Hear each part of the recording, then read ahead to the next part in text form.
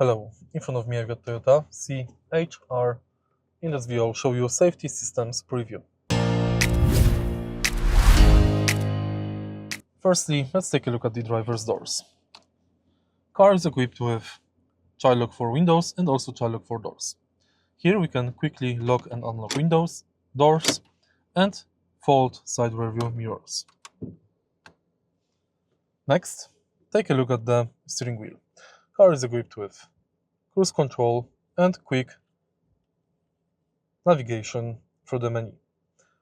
Via steering wheel you can also enable lane assistant and forward collision warning.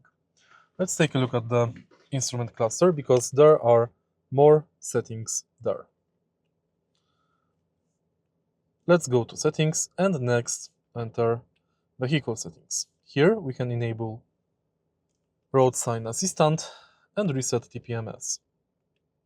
Next, we can enable blind spot monitoring, forward collision warning, and lane assistant. Also, the car has driver attention warning. Take a look in the center of the car. Right here we can find traction control off switch, auto hold, electric parking brake, and EV mode.